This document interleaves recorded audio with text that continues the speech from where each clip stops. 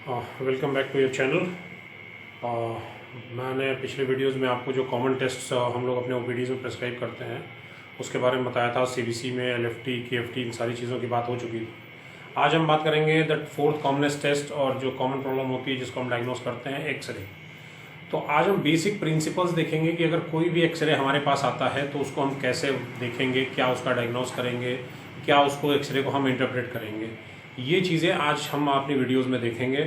सबसे पहली चीज़ें तो ये समझ जाइए कि एक्सरे, ये कॉमन एक्सरे बना हुआ है, ये कॉमन एक्सरे बना है, ठीक। इस एक्सरे में हमको क्या क्या चीज़ें दिखाई देती हैं, अभी इंडिविजुअली हम एक एक चीज़ों को इंडिविजुअली रीड करेंगे, इंडिविजुअली हम आपको बताएंगे, बट मैं सिंपल एक एक्सरे आपको दिखा रहा हूँ। स्टार्टिंग आप करेंगे ये ट्रैकिया, ये स्पाइनस प्रोसेस, ये जो छोटी छोटी लाइनें दिख रही हैं, दीज आर स्पाइनस प्रोसेस। ये क्रेनिया है, ये right helium and pulmonary artery यहाँ पे है, ठीक। यहाँ पे एओर्टिक नॉब है, left helium and pulmonary artery है, लेफ्ट वेंट्रिकल, राइट एट्रियम।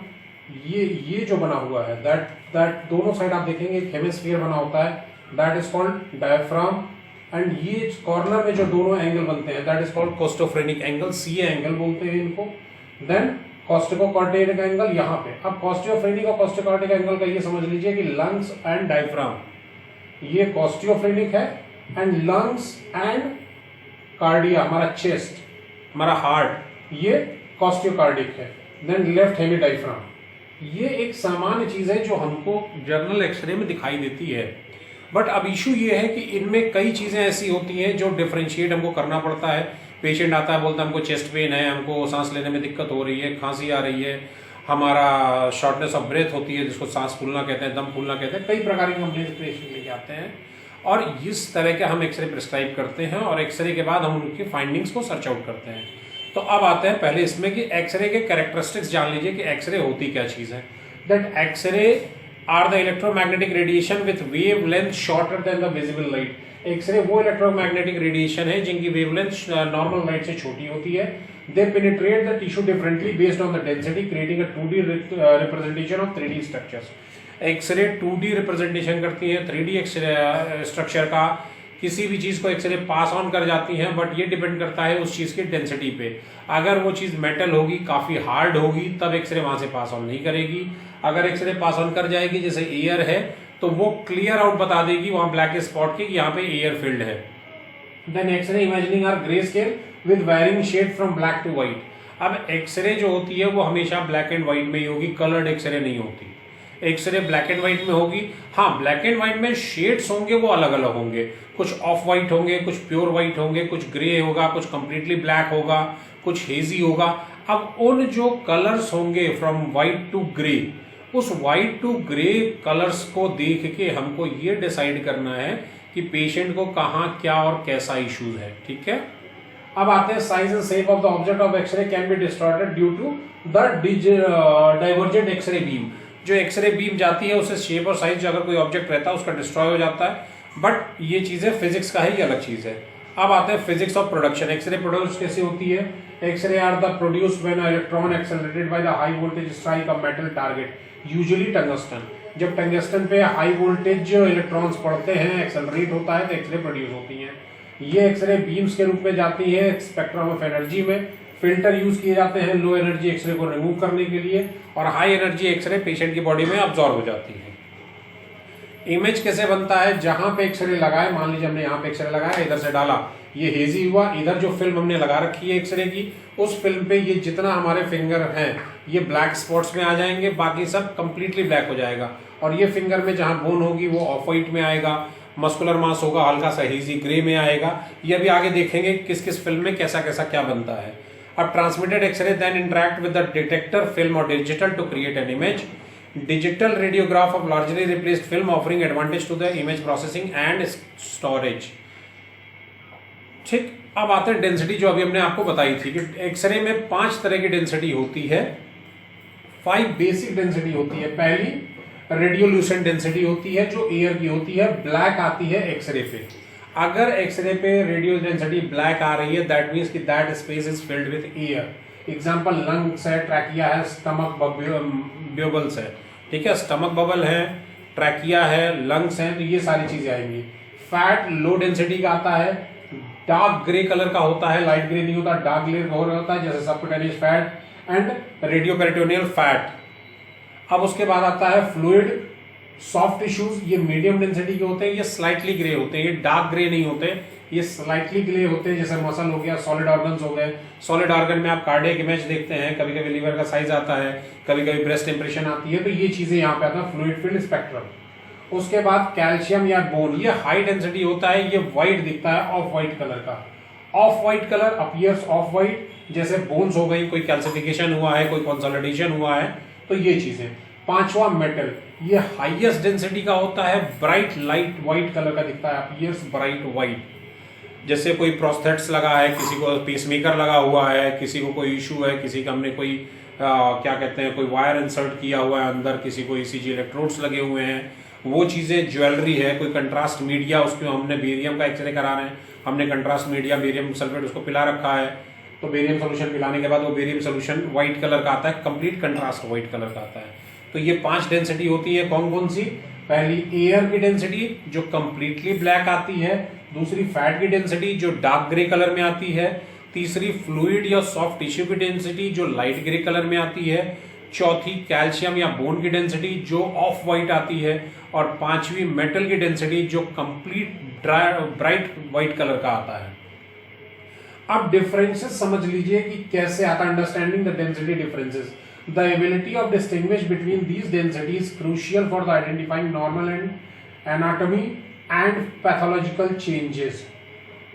ये जो डेंसिटी हम डिफरेंस देखते हैं, हमको ये समझ में आना चाहिए कि कहाँ पे बोन की डेंसिटी है, कहाँ पे कुछ और चीज की डेंसिटी है।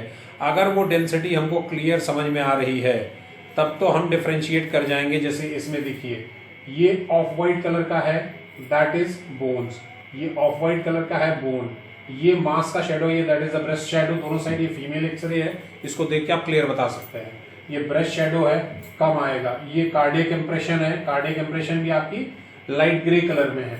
इस नॉर्मल एक्सरे है, कहीं कुछ फिल्ड नहीं है, ओल्ड एज का है, इसलिए आपको ये फाइब्रोसिस साइड में दिख रही होगी, but that x-ray does not have any actual issues.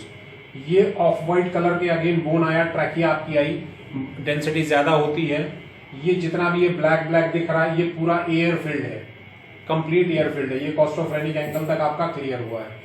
तो ये डेंसिटी आपको डिस्टिंग्विश करनी आनी चाहिए। अगर आप डिस्टिंग्विश नहीं कर पाएंगे डेंसिटीज को, तब आप ये डायग्नोस नहीं कर पाएंगे कि पेशेंट का इशू क्या है। Second, subtle changes in the density can identify disease processes such as like increase density in lungs, pneumonia, pulmonary oedema, decrease density in bones, osteoporosis, new high density, calcification, foreign body. अब suppose that कि अगर यहाँ पे कोई density कम हो गई, ये है, अगर ये डेंसिटी यहाँ पे व्हाइट व्हाइट व्हाइट व्हाइट हो रही है, तो that means we will say कि patient is suffering from pneumonia और some kind of lung infection. अगर बोन्स की डेंसिटी कम हो गई, हमको ये दिख रहा है कि बोन्स बहुत ज्यादा डार्क ग्रे कलर में दिख रहे हैं, डेंसिटी कम हो रही है, हल्का सा हेजीनेस आ रहा है, तो that is suffering from what? That is suffering from osteoporosis. अगर यहीं बीच में कहीं पे हमको ब्राइट सा दिख गया, बहुत ब्राइट सा, कि बिल्कुल व्हाइट कलर का हमको दिख रहा है कुछ यहाँ पे, तो वो हम ये मान के चलेंगे कि कुछ तो मेटल उसने एक्सरे के टाइम पे अपने बॉडी पे वियर किया था। अगर नहीं वियर किया था, अगर इस साइड में कॉर्नर पे दिखता है, तो that suppose to be a pacemaker. वो पेसमेकर होगा जो पेशेंट को इंसर्ट किया गया है। तो ये चीजें हम देख सकते हैं, ठीक। अब आते हैं चेस्ट रे रीड कैसे करते हैं, प्रिपेयरिंग बिफोर अ डायग्नोसिस। कि अगर हमको डायग्नोस करना है पेशेंट को, तो पहली चीज तो हम पेशेंट से इंफॉर्मेशन लेंगे और उसकी हिस्ट्री लेंगे, क्योंकि एक्सरे डायग्नोसिस में हिस्ट्री मोस्ट क्रिटिकल पार्ट होती है। अगर आप पेशेंट की प्रॉपर हिस्ट्री नहीं ले पाते, पेशेंट आपको प्रॉपर हिस्ट्री नहीं बता पाता, तो you will not be able to correct diagnosis issue. पहली चीज patient information and history, patient का नेम, एज, जो भी उसका जेंडर है वो कंफर्म करिए, पेशेंट के क्लिनिकल हिस्ट्री करिए, प्रेजेंटिंग सिम्टम, जो अभी प्रेजेंट सिम्टम क्या क्या है पेशेंट के, पास्ट मेडिकल हिस्ट्री क्या है, रिसेंट प्रोसीजर या कोई सर्जरी हुई है, या अगर कोई प्रीवियस उसका एक्सरे है, तो वो एक्सरे से करंट एक्सरे को कंपेयर करने के लिए उस इमेज को अपने साथ रखिए। अब टेक्निकल एस्पेक्ट क्या है, एक्सरे दो तरह से लिया जाता है, एक पोस्टीरियो एंटीरियर, एक इंटीरियो पोस्टर। पोस्टीरियो एंटीरियर और इंटीरियो पोस्टर में सिर्फ इतना सा है कि पीएवी में पेशेंट का चेस्ट जो होता है वो डिटेक्टर की तरफ होता है, मतलब पेशेंट एक्सरे मशीन के तरफ उल्टा खड़ा होता है, और एपी में पेशेंट एक्सरे मशीन के सामने खड़ा होता है। इंश्योर प्रॉपर पेशेंट पोजीशनिंग, दो तरह की पोजीशनिंग होती है, PAV patients chest against the detector and APV x ray beam enters from the anterior chest common on the bed side imagining. APV सामान्य तौर पे हम तब लेते हैं जब कोई पेशेंट बेड रिडन है, नॉन मूवेबल है, अगर वो अपनी जगह से हिल नहीं सकता, उसको बेड सोर या इस तरह के कोई भी इश्यूज हैं जिस कारण पेशेंट का लोकोमोशन खत्म हो गया है, तब हम उसके बेड पे एपीवी में करते हैं, सामने की तरफ से एक्सरे लिया जाता है। पीएवी में हमेशा पीछे की तरफ से एक्सरे लिया जाता है। द बेस्ट, अगर आपके सामने कोई एक्सरे आया है और उसमें एपीपीए नहीं लिखा है तो डायग्नोसिस को कैसे करेंगे, एपी या पीए है तो आप स्कैपुला की बोन देखेंगे। अगर स्कैपुला की बोन प्रोमिनेंट दिखाई दे रही है तो दैट मीन्स वो पीएवी है। अगर स्कैपुला की बोन नॉन प्रोमिनेंट है देन एपीवी है। सेकेंड आप डायग्नोस ऐसे करेंगे कि नॉर्मल एक्सरे में अगर वो पीएवी में है तो जो फ्रंटल रिब्स हैं वो 8 to 10 दिखाई देती हैं, बैक रिब 4 to 5 दिखाई देती हैं। अगर एपी है तो फ्रंटल रिब अगेन 6 to 7 दिखाई देंगी, बैक रिब आपकी 3 to 4 दिखाई देंगी। तो इस तरह से आप डिफरेंशिएट कर सकते हैं दोनों को।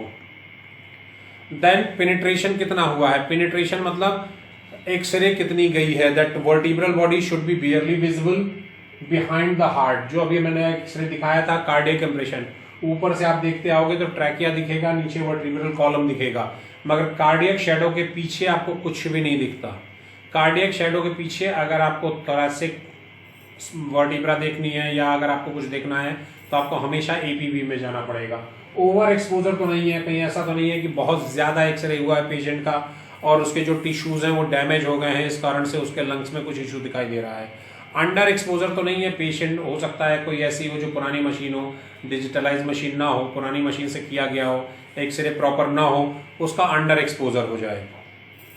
देन आता है इंस्पिरेशन। इंस्पिरेशन मतलब सांस खींचना, that count visible posterior ribs, जो अभी मैंने बताया। एडिक्वेट इंस्पिरेशन अगर रहता है, पेशेंट्स हम बोलते हैं कि सांस खींचिए, पूरी आपके जो चेस्ट रिब केज है वो फुली होनी चाहिए।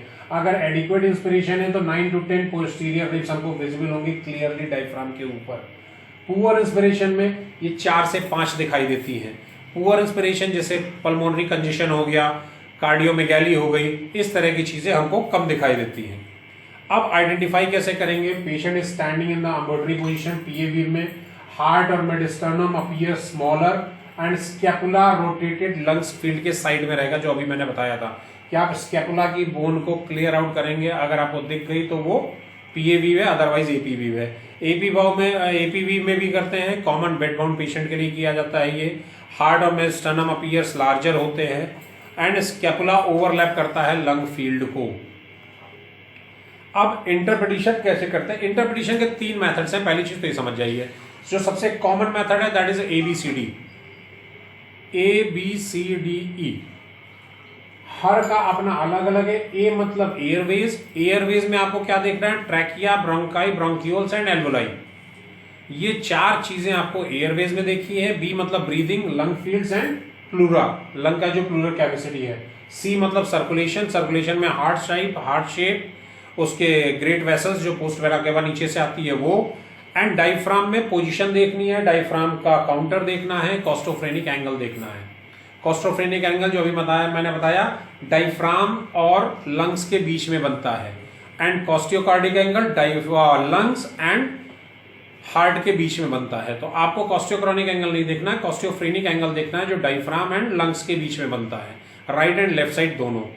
इस एंगल्स की क्या वैल्यू होती है, क्यों देखना है, क्यों एंगल एक्यूट होने चाहिए, ये अभी आगे हम आपको बताते हैं कि क्यों एंगल एक्यूट होना चाहिए। अगर एंगल एक्यूट नहीं है तो उसका क्या इश्यू आता है। 5th चीज आती है ई एवरीथिंग एल्स।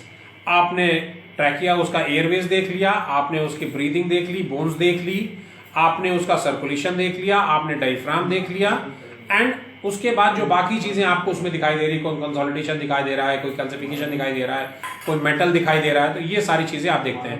ये बहुत ही बेसिक व्यू है, ठीक। अब एक आता है inside outside method. Inside outside method आप किसी एक साइड से स्टार्ट करते हैं देखना और दूसरी साइड तक चले जाते हैं, लेफ्ट टू राइट या राइट टू लेफ्ट। पहली चीज, start at the helium and walk towards, जो हीलियम बीच में होता है वहां पे आप देखिए, उससे फिर बाहर की तरफ चलते चले आइए। सेंट्रल स्ट्रक्चर्स जो भी है, मिडस्टर्नम है, हार्ट है, ट्रैकिया है, ब्रोंकाई है, इसको आप देखिए। अगर इसमें कोई इशू नहीं दिख रहा है, then everything is fine. Then moves to the lung field, inside out, बीच में से बाहर की तरफ आप चलिए, एक साइड लेफ्ट एक साइड राइट। आप लंग फील्ड्स को देखेंगे, दोनों साइड के बायलैटरल, कोई इशू नहीं है, कोई इन्फेक्शन नहीं है, कोई कंसोलिडेशन नहीं दिखाई दे रहा, कोई मास नहीं दिखाई दे रहा है, कोई ब्रोंकियस प्रोमिनेंट मार्किंग नहीं दिखाई दे रही है। The patient is suffering from nothing. Next, examine pleura और चेस्ट वॉल। प्लूरा को आप एग्जामिन करेंगे, चेस्ट वॉल को एग्जामिन करेंगे। ये इनसाइड आउटसाइड मेथड है। एक मेथड और है जो क्लिनिकल एग्जामिनेशन में जो हम अपने तरह से देखते हैं, वो होता है कि जब भी आपके सामने कोई एक्सरे पड़ता है, जब भी आपके सामने कोई एक्सरे पड़ता है, तो आप एक्सरे में एक मिड लाइन बना लीजिए उसके ट्रैकिया से होते हुए, और मिड लाइन के राइट और लेफ्ट में आप देखना चालू कर दीजिए। पहली चीज आप देखेंगे tracheal deviation. First thing you will check, draw mid line and check the tracheal deviation. जब आप सेंटर में देखेंगे ट्रैकिया को, तो पहली चीज ये देखो कि ट्रैकिया राइट या लेफ्ट शिफ्ट तो नहीं है। अगर राइट शिफ्ट है या लेफ्ट शिफ्ट है, तो second thing you have to watch कि ट्रैकिया का कोई पुल या पुश तो नहीं हो रहा है, ट्रैकिया को कोई धक्का तो नहीं दे रहा है, या कोई खींच तो नहीं रहा अपनी तरफ। अगर ट्रैकिया को कोई खींच रहा है, एयरवे उसका डिस्टर्ब है, then you have to go for second one, SS for border breaks. जो आपके बॉर्डर्स हैं लंग्स के या कार्डिया के या ट्रैकिया के या ब्रोंकस के या बोन्स के, वो बॉर्डर ब्रेकेज तो नहीं हुआ है। हिस्टोफ्रेनिक एंगल में ब्लंटिंग तो नहीं है, जो अक्यूट एंगल होना चाहिए वो ब्लंट एंगल तो नहीं बन रहा है। हार्ट के बॉर्डर्स आपके ठीक ठाक हैं, एंड हेलियर अबनॉर्मलिटीज हैं, जहां पे आपको राइट एट्रियम लेफ्ट एट्रियम ये सारी चीजें दिखाई देती हैं, वहां पे कोई अबनॉर्मलिटीज तो नहीं है। ये चीजें आप देखेंगे कब, जब मिड लाइन शिफ्ट में देखेंगे। सेकेंड आता है लंग फील्ड को आप सिस्टमेटिकली वॉच करिए, लंग फील्ड उसका सही है या नहीं है। उसके बाद हम आते हैं लाइन पे, बॉर्डर्स पे, शुकलिन पे, एंड कंसिडर शुकलिन साइन। शुकलिन sign occurs when abnormality observed in a normal anatomical border. It helps localize pathology and specific anatomical region.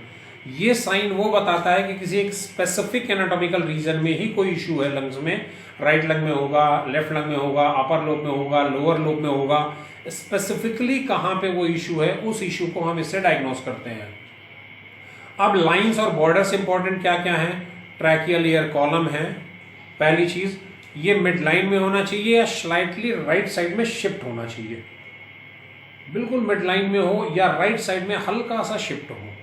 Second, deviation can indicate mediastinal shift. अगर डेविएट है वो बहुत ज्यादा राइट या बहुत ज्यादा लेफ्ट की तरफ शिफ्ट है, तो वो डेविएशनल शिफ्ट बताता है, मेडिस्टेनल शिफ्ट बताता है, जो मैंने आपको बताया कि वो शिफ्ट के कारण ही वो ये देखा जाता है कि वो पुल पुश तो नहीं हो रहा है, कोई चीज वहां पे उसको खींच तो नहीं रही अपनी तरफ, कोई उसको धक्का तो नहीं दे रहा। देन आते हैं फिशर्स पे कि visual when perpendicular to the x-ray beam, जब वो परपेंडिकुलर होता है 90 डिग्री एंगल पे एक्सरे बीम पड़ती है, तब कोई फिशर इश्यूज दिख जाते हैं। मेजर फिशर ऑब्लिक होगा राइट लंग्स में, माइनर फिशर हॉरिजॉन्टल राइट में आएंगे, राइट अपर लोब में आएंगे हमेशा। डायफ्राम डोम शेप में स्मूथ होना चाहिए, सेमी हेमिस्फीयर शेप में, सेमी सर्कुलर शेप में, डोम शेप में बोला जाता है, सेमी सर्कुलर शेप में डायफ्राम होना चाहिए। हमेशा लिटिल बिट लेफ्ट साइड वाला ऊपर रहता है, राइट साइड वाला नीचे रहता है, ड्यू टू लीवर नीचे होता है, उस कारण से डायफ्राम थोड़ा सा ऊपर चला जाता है। एयर अंडर डायफ्राम, अगर डायफ्राम के नीचे जो डायफ्राम आपका बना उसके नीचे कहीं कोई ब्लैक स्पॉट दिख रहा है लेफ्ट साइड में, तो दैट मीन्स, या राइट साइड में, लेफ्ट साइड में दिखेगा तो मान लीजिए अनडाइजेस्टेड फूड होता है, स्टमक के इंप्रेशन में तो बहुत ज़्यादा केयर नहीं करते, मगर अगर राइट साइड में डायफ्राम के नीचे ब्लैक स्पॉट दिखा तो that denotes air under diaphragm and that condition is lethal. उसको बोलते हैं न्यूमोनोपेरिटोनियम। जो लंग्स की वॉल होती है पेरिटोनियम की, उसमें छेद होकर हवा नीचे चली जाती है, that is critical condition, that patient needs urgent operative procedure. उस पेशेंट को हम तुरंत ऑपरेशन में भेजते हैं उसके पेरिटोनियम को करेक्ट करने के लिए, और अगर उसको नहीं किया तो that patient is suffering from a heavy chest pain and it could die within 4 to 6 hours। तो इसलिए अगर आपको एयर अंडर डायफ्राम दिखती है तो तुरंत सर्जरी ओपिनियन लीजिए और तुरंत पेशेंट को सर्जरी में भेजिए। देन आता है हार्ट बॉर्डर। हार्ट बॉर्डर में right and left, right atrium, left ventricle, then left border में left ventricle, left atrial appendages, ये आप क्लियर आउट करके देख सकते हैं। एओर्टिक नाव ऊपर की तरफ दोनों साइड बनी होती है, जो अभी मैंने ये फर्स्ट आपको पिक्चर में दिखाया था। ये मैं आपको बता रहा हूँ, ये डायफ्राम है, कोस्टोफ्रेनिक एंगल। अगर यहाँ पे आपको कोई दिखा देखे, यहाँ पे अगर इस साइड आपको दिखता है तो कोई इशू नहीं है, क्योंकि यहाँ पे अगर ब्लैक स्पॉट दिखेगा तो वो अनडाइजेस्टेड फूड का रहेगा। मगर अगर आपको इस एरिया में कहीं पे भी अगर कोई ब्लैक स्पॉट दिखा राउंडेड शेप में, तो that means that is air under diaphragm, उसके लिए बहुत ध्यान देना है। सेकंड, ये right atrium, left ventricle, helium, aortic knob सबसे ऊपर, क्रेनिया एंड पल्मोनरी आर्टरी, ये चीजें यहाँ पे आपको दिख गई। अब आते हैं हम जो हम बात कर रहे थे कंसेप्ट में, ठीक। अब कोस्टोफ्रेनिक एंगल आपको बता दिया, शार्प होगा, चेस्ट वॉल मीट करेगी। अगर ब्लंट है तो प्लूरल एफ्यूजन बताता है, वो ये बताता है कि फेफड़े में पानी भरा हुआ है, वो प्लूरल एफ्यूजन बताता है। Then paraspinal lines, vertical line adjacent होती है स्पाइन के, जब वाइड हो जाती है, कब, जब लिम्फेडेनोपैथी या कोई मास होता है वहां पे इकट्ठा, तो बड़े चौड़ी हो जाती है, वहां पे इमेज बड़ी बड़ी सी आती है। इंटरफेस साइन ये होता है कि जब एक ऑर्गन दूसरे ऑर्गन को एक्सरे में इंटरसेक्ट करता है, तो उस इंटरफेस लाइन पे आपको ये समझ में आना चाहिए कि कौन सा ऑर्गन है और किसकी डेंसिटी कितनी है। अगर ये नहीं समझ में आ रहा तो फिर गड़बड़ है मामला, यू नीड टू रीचेक और brush up your studies again. अब सिस्टमेटिक वे में कैसे करते हैं, पहले तो एयरवे असेसमेंट करते हैं, जो अभी मैंने आपको अपना सिस्टम बताया था कि mid line shift, mid line खींच लीजिए और मिड लाइन से राइट एंड लेफ्ट देते चले जाइए और असेसमेंट करिए ABCD सिस्टम में। तो पहला एयरवे असेसमेंट, एयरवे असेसमेंट में क्या देखेंगे, ट्रैकियल पोजीशन देखेंगे, जो बताया मैंने, या तो मिड लाइन होगी या स्लाइटली राइट शिफ्ट होगा। अगर बहुत मेजर राइट शिफ्ट है या लेफ्ट शिफ्ट है तो पुश एंड पुल देखेंगे। क्रेनियल एंड मेन ब्रोंकस देखेंगे। क्रेनियल एंड मेन ब्रोंकस देखने के बाद हम क्या देखेंगे, कंसोलिडेशन देखेंगे। अब कंसोलिडेशन सामान्य तौर पे ये माना जाता है कि अगर कोई वहां पे कैल्सिफिकेशन हुआ या मास अकोमोलेशन हुआ तो उसको हम कंसोलिडेशन बोलते हैं। But you can consider also alveoli issue में। एल्वोलाई क्या होते हैं, आप ये समझ लीजिए हवा से भरे गुब्बारे, वो चारों तरफ से कवर रहते हैं। अगर उनमें वाटर डिपॉजिट हो गया अपार्ट फ्रॉम एयर, हवा के अलावा कुछ भी अगर वहां पे डिपॉजिट हुआ, वाटर है, ब्लड है या कोई कैल्सिफिकेशन है, तो उसको हम कंसोलिडेशन बोलेंगे। Then nodular masses, interstitial pattern मतलब कई सारे गुब्बारे एक जाली में भरे हैं, तो जो बाहर वाली जाली होती है उसको ये समझ लीजिए इंटरस्टिशियल स्पेस, अगर उसमें कोई इशू आया। And pneumothorax and pleural effusion, ये चीजें अभी पिछली स्लाइड्स में बताई थी। उसके बाद आता है हार्ट एंड मेडिस्टर्नम। हार्ट साइज देखना है, कार्डियोकोस्ट्रिक एंगल, कार्डियोथोरैक्सिक रेशियो, हाँ ये चीज मेन है, कार्डियोथोरैसिक रेशियो, ये चीजें आपको मैं बता दूं, एक मिनट जस्ट वन सेकंड। ये कार्डियोथोरैसिक रेशियो ये बोलते हैं कि आप इसका डिफरेंस लेंगे, ये लेंगे, एंड यहां से यहां थोरैक्स का लेंगे, तो that cardiac length divided by thoracic length, ये कभी भी 50% से ज्यादा नहीं होनी चाहिए। दिस सपोज टू, जो कार्डियोथोरैसिक रेशियो बोलते हैं, कार्डिया मान लीजिए आपका 4 mm का है, थोरैसिक आपका 12 mm का है, तो that will come somewhere near 0.3 0.25, तो वो ओके है, नो इशू। मगर अगर ये कार्डिया का साइज अगर 70% आया, 60% आया, मतलब मोर देन 50% आया, तो that patient is suffering from cardiomegaly.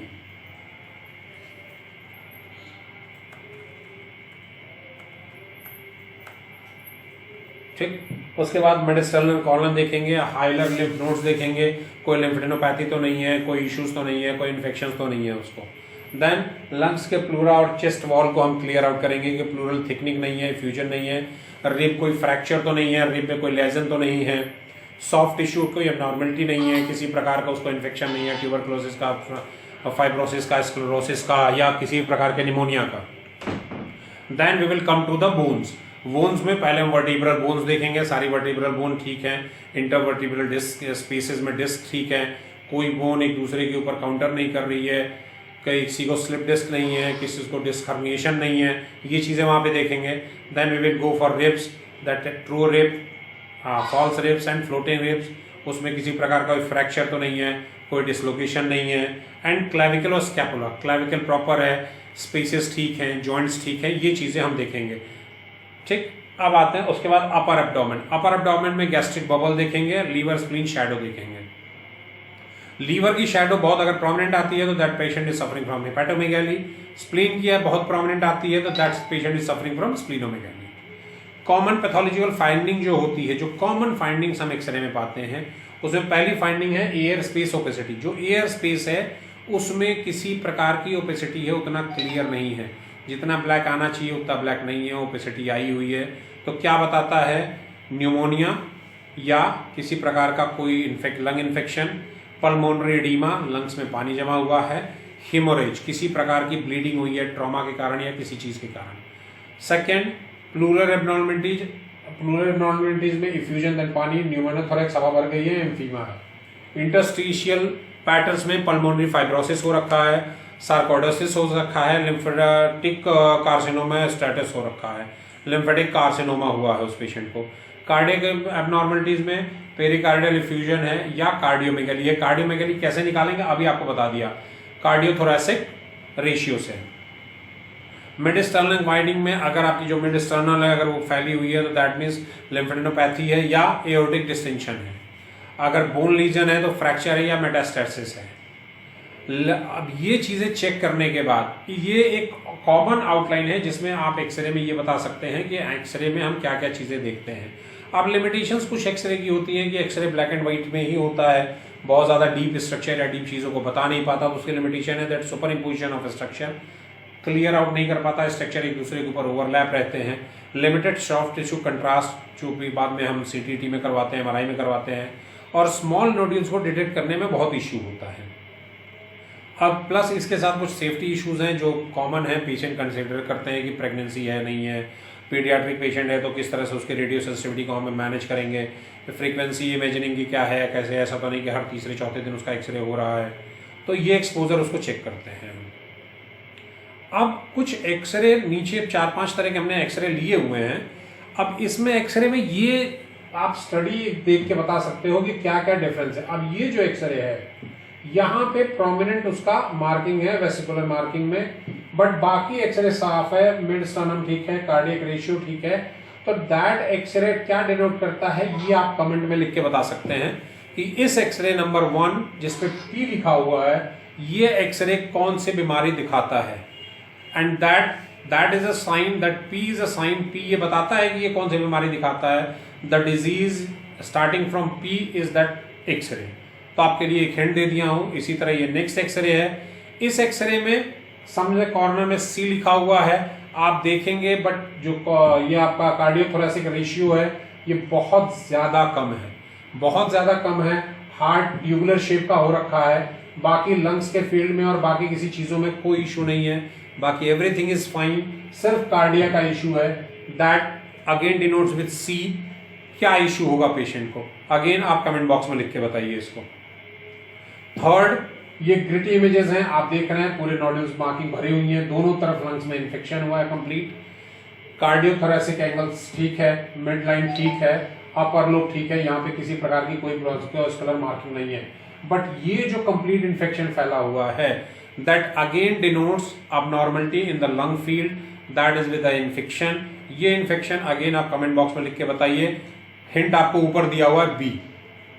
And this is a consolidation, हालांकि ये नॉर्मल एक्सरे है, ठीक, ये सॉरी नॉर्मल एक्सरे नहीं है, इसी को यहाँ पे थोड़ा सा डायग्रामेटिक समझा रखा है। यहाँ पे ये कंसोलिडेशन है, ये ऊपर की तरफ और यहाँ नीचे ये सारा, ये जो भी ये कंसोलिडेशन हो रखा है, हाइलर एनलार्जमेंट हुआ है यहाँ पे ये, और यहाँ पे ये प्रोमिनेंट कंसोलिडेशन है। तो कभी भी अगर सेकेंड, थर्ड, फोर्थ रिब में राइट और लेफ्ट साइड में प्रोमिनेंट मार्किंग होती है that completely denotes that patient is suffering from tuberculosis.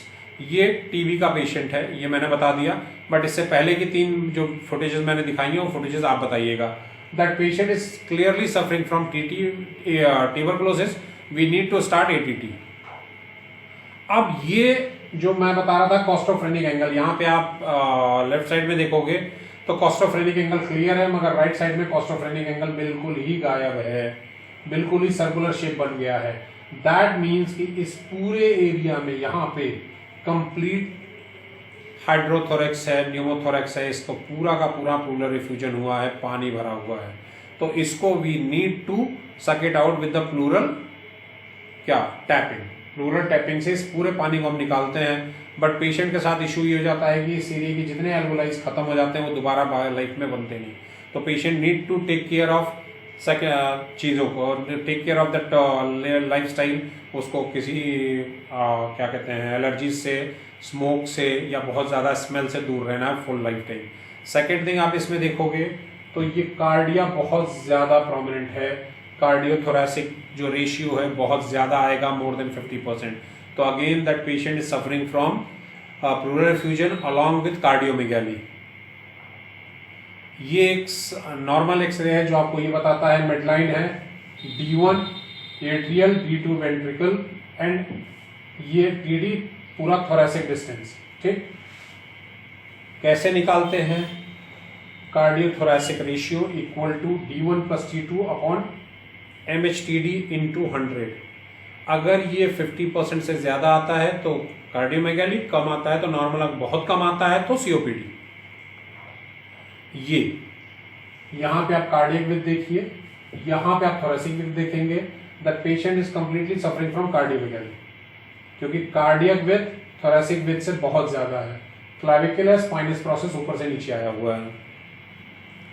ठीक, तो ये 4-5 फुटेजेस मैंने आपको बता दी। इन फुटेजेस से आप एक आइडिया ले सकते हो कि आपकी ओपीडीज में कॉमन पेशेंट कैसे आते हैं, एक्सरे कैसे डिनोट किया जाता है। और एक्सरे देखने का ये एक सिंपल सी जर्नल चीजें मैंने आपको बताई हैं। सो एक आपको डायग्नोसिस में हेल्प मिले इस कारण से। You can not be start और नॉर्मल पब्लिक के लिए कि you can not start your treatment on the basis of this videos. These videos are only for the informatory purposes, उन लोगों के लिए जो ऑलरेडी मेडिकल फील्ड में हैं या मेडिकल इंस्टीट्यूशंस में काम कर रहे हैं। ठीक है, थैंक यू। मिलते हैं नेक्स्ट वीडियो में किसी और टॉपिक में।